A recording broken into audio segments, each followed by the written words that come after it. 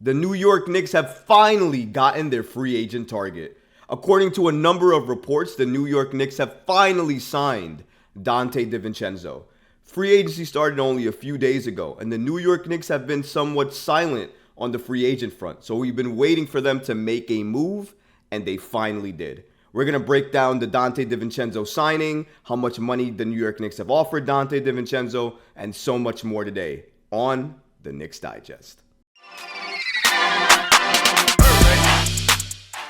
Before we get started here today, guys, about 95% of you watching this video right now are not subscribed. We are on the road to 2,000 subscribers, and we could really count on your support. If you like videos like this, please go ahead and hit that subscribe button because it could really support all of the great content that we have going on for you on this channel. And now, let's dive into it. The New York Knicks have signed Donte DiVincenzo to a long-term deal. Now, this news was first broken by Adrian Wojnarowski when he reported the following. Free agent guard Donte DiVincenzo has agreed on a 4-year, $50 million contract with the New York Knicks. DiVincenzo is joining his teammates Jalen Brunson and Josh Hart to bolster the Eastern Conference semifinalists in the New York Knicks. Now, Ian Begley also chimed in on this, and he gave a little update in regards to this. It's no surprise that DiVincenzo opted to sign with the New York Knicks after Ian Begley reported on June 22nd that a number of influential people within the Knicks organizations were fans of the idea of signing DiVincenzo and adding him to the roster this summer. So it's not really a surprise that DiVincenzo and the Knicks were linked, and it's not a surprise that the New York Knicks signed Donte DiVincenzo to a 4-year, $50 million deal, which works out to be around $12.5 million per year. Michael Scotto of HoopsHype also provided the following information. He stated that he believed that it was going to be likely too expensive for the Warriors to re-sign DiVincenzo this offseason. So because of that, he expected DiVincenzo to decline his player option. These are some very good information tidbits that we're getting here. We already knew that Donte DiVincenzo and the New York Knicks were linked for the last few weeks. We knew that Josh Hart was trying to recruit him. And per Ian Begley of SNY, we knew that Donte DiVincenzo had fans within the New York Knicks organization. So the Knicks linked to Donte DiVincenzo for the last few weeks was not surprising. Really, for me, the surprising part was, what were they waiting for? Donte DiVincenzo was a free agent come Friday at 6 p.m. So I assumed as soon as the clock struck 6 p.m., Donte DiVincenzo was going to be a New York Knick, and the Knicks were going to announce that they signed Donte DiVincenzo to a long-term deal. But that didn't happen. Now, I think we all know that in his heart of hearts, Donte DiVincenzo was going to be a New York Knick. He wanted to be a New York Knick. And he probably knew at some point he was going to sign with the New York Knicks. There's just too many connections. Too much love from the internal executives in the New York Knicks. Josh Hart and Jalen Brunson being his former teammates in Villanova, having strong connections with them, loving those connections and wanting to explore them again on a different team to see if they can go ahead and try to combine together to create another winning culture in New York. That's impressive. So I understand absolutely why Donte DiVincenzo signed with the New York Knicks. There's just too many connections and too many caveats within the New York Knicks organization right now that makes sense for DiVincenzo to be added to this team. Not only that, but DiVincenzo does check a lot of boxes in regards to production. DiVincenzo had a solid 2022-2023 season with the Warriors after missing half of the 2021-2022 season with an ankle injury. In 72 games played last season, primarily off the bench, he averaged 9.4 points, 4.5 rebounds, and 3.5 assists while shooting 43.5% from the floor and 39.7% from behind the arc. DiVincenzo fits this New York Knicks team. We cannot deny that. Does he add shooting? Yes. Can he create his own shot? Yes. Does he have connections with Jalen Brunson and Josh Hart, two key pieces on the New York Knicks team? Yes.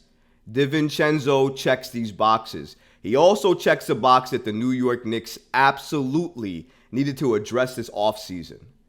3-point shooting. Check. DiVincenzo checks that box too, and it's something that the Knicks sorely needed, not only during the regular season, but during the playoffs. There's no point of having people in the corner who can't knock down a three-point shot consistently. Teams understand and know what players are hot, what players are going to make a three, and what players they have to run toward to make sure they don't get an easy shot.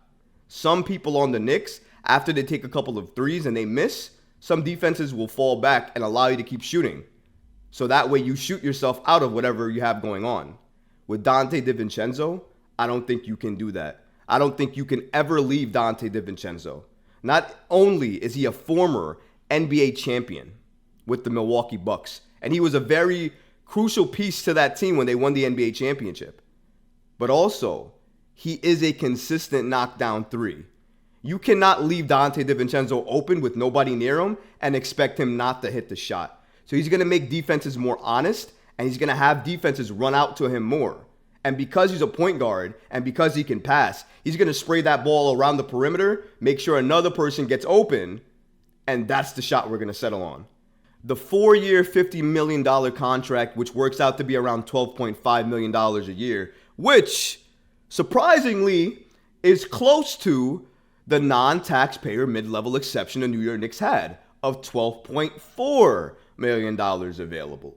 So the Knicks basically used that exception to sign Donte DiVincenzo to a deal, which is great. And I'm all happy for that. And I think once Josh Hart opted in to his $12.9 million option, I think we all knew that that exception that was created, that was going to be used to sign Donte DiVincenzo. So I'm not surprised by that. Although I will say that I thought they were going to sign him to a 3-year deal, and I thought it was going to be around 3-year, $30 million, so $10 million per year. That's why I thought he was going to go into, because, again, he declined his $4.7 million option with the Warriors, and from $4 million, or $5 million-ish, to go basically double your amount to $10 million, I thought that that would have been a perfect number for DiVincenzo, and I thought that was going to work. Paying Donte DiVincenzo $12.5 million is not an overpay. It's slightly higher than the amount I would have given him, but it's not an overpay. The Knicks needed to sign him. They needed to get what he offers in terms of his services, which are primarily shooting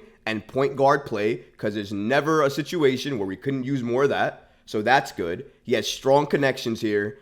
All I'm trying to say is Donte DiVincenzo to the Knicks was a sure thing probably a couple of weeks ago.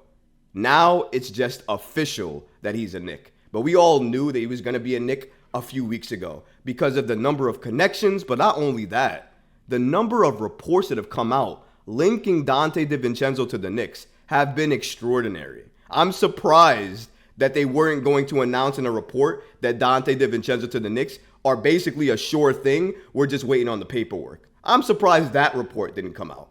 But as of right now, with free agency just getting started, the New York Knicks have finally pulled the trigger on one of the moves that they were long anticipated to make, and that was signing Donte DiVincenzo for next season to a 4-year deal worth $50 million. It may be a little bit more expensive than I would have liked, but the Knicks have added something that they sorely needed in the playoffs, and that is shooting. I can't wait to see Donte DiVincenzo, Josh Hart, and Jalen Brunson share the court together again like it was back in Villanova days.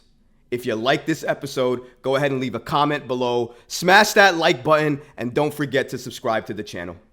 Until next time, Knick fans. Peace.